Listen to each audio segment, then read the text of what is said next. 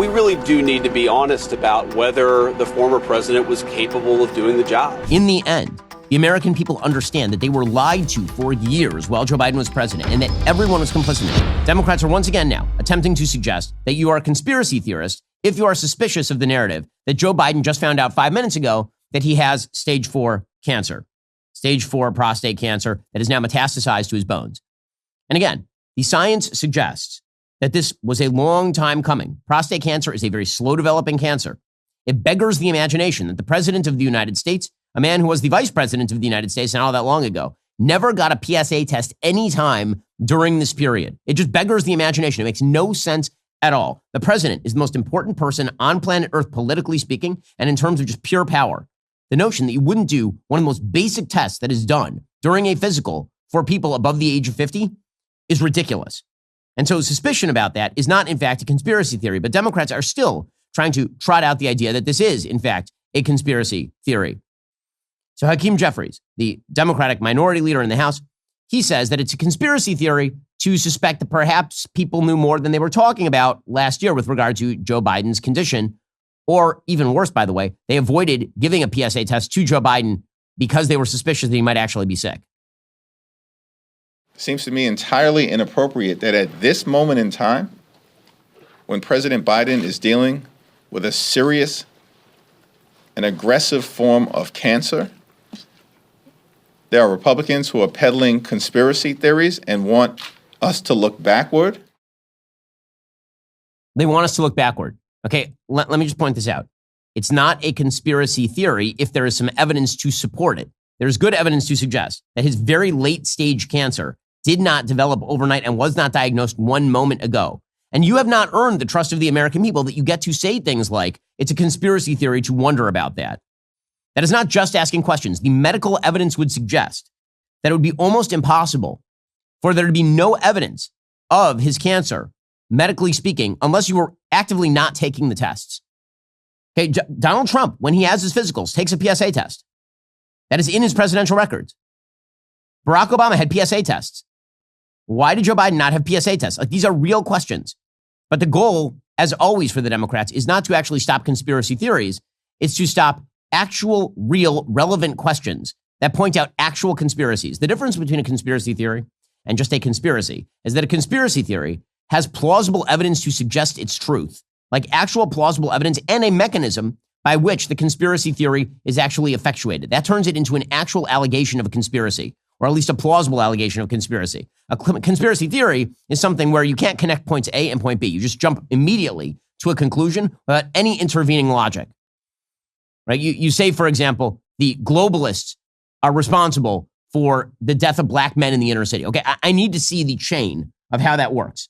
You need to show me the evidence of the people who are controlling the policy and why that policy is responsible for X, Y, or Z.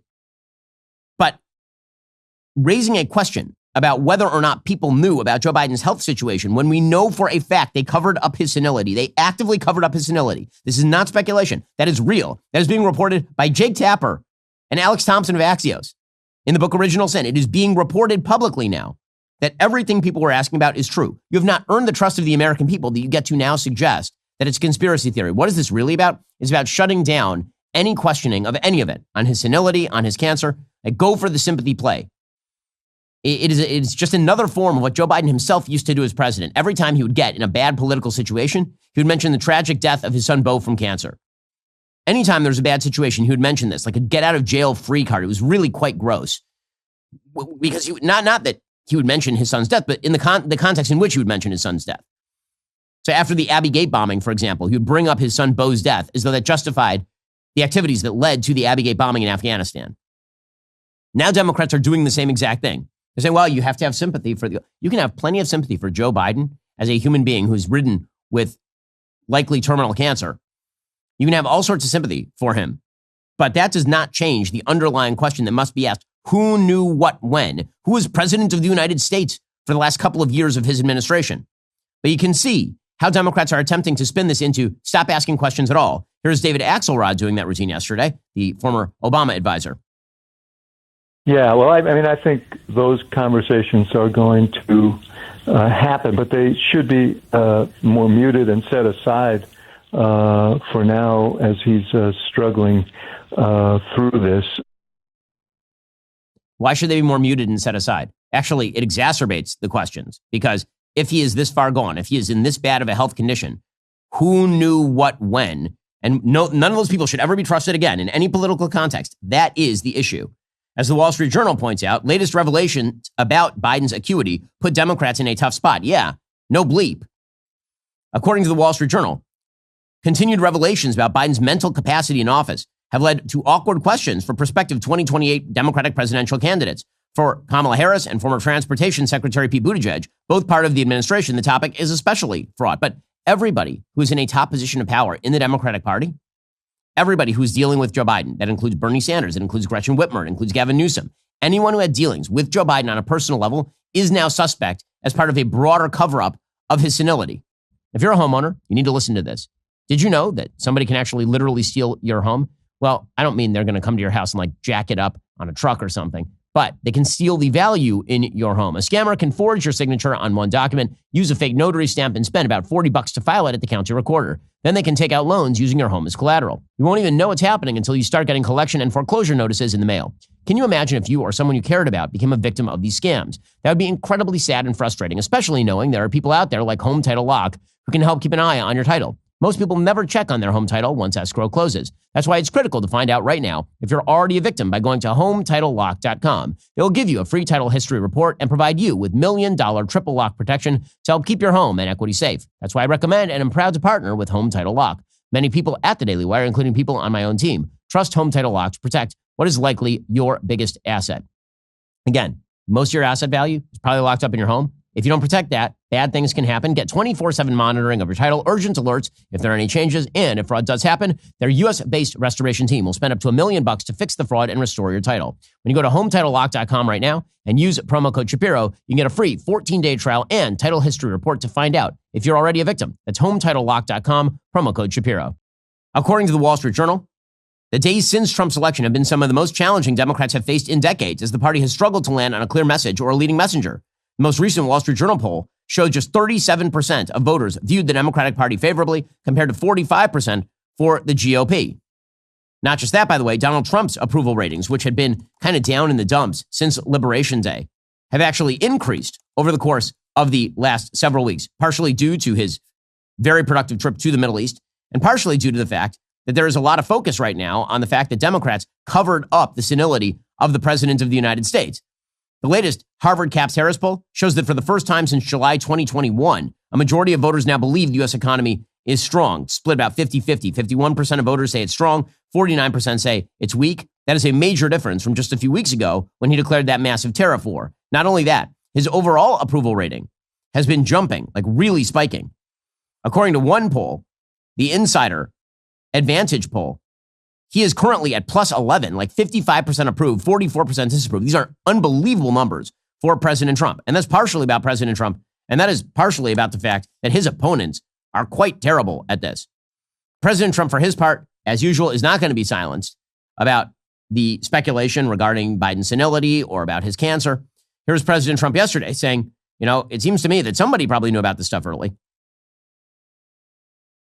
The other thing is you have to say, why did it take so long? I mean, this takes a long time, can take years to get to this level of danger. So it's a very, very sad situation, and I feel very badly about it. And I think people should try and find out what happened, because I'll tell you, I don't know if it had anything to do with the hospital. Walter Reed is really good. They're some of the best doctors I've ever seen. I don't even know if they were involved. But a doctor was involved in each case. Maybe it was the same doctor, and somebody is not telling the facts. That's a big problem. I mean, again, he is right about this. J.D. Vance is saying something very similar when he's talking not just about the cancer, but about the senility. Like, the president of the United States was not all there for years at a time. And that is not J.D. Vance's fault. That is the fault of the Democratic Party. Look, I will say, whether the right time to have this conversation is now or at some point in the future, we really do need to be honest about whether the former president was capable of doing the job. And that's no, that you can separate the desire for him to have the right health outcome with the recognition that whether it was doctors or whether there were staffers around the former president, I don't think he was able to do a good job for the American people. I mean, that is just accurate. That is just correct. I mean, and Democrats can complain about that all they want. They can call it a conspiracy theory all they want. It doesn't matter. In the end, the American people understand that they were lied to for years while Joe Biden was president and that everyone was complicit in it. The Democrats, the media, they were all complicit in this lie. The media, the best you can say for them is maybe active omission rather than commission, meaning that they never would have taken Donald Trump's word for it if he were clearly losing his mind on camera. And everybody's like, he's totally fine. Behind closed doors, he's doing back handsprings and reciting the Gettysburg Address in Swahili. Like, nobody would have taken that for granted if they were the media. They would have been asking serious questions. Okay, so with the Democrat media complex blown up, the Democrats are in real trouble here. They're in real trouble. They basically have two possibilities. One is wait for Donald Trump to fall down on the job. Maybe that happens, maybe that doesn't. The second would be actually start saying things that are interesting and popular. They cannot do the latter. They're so wedded to their woke base that they are now stuck. I mean, truly stuck. Well, that's all for now, folks. Don't forget to like, subscribe, and comment your thoughts down below. Be sure to check out all of the other great content on my channel. I'll see you here next time.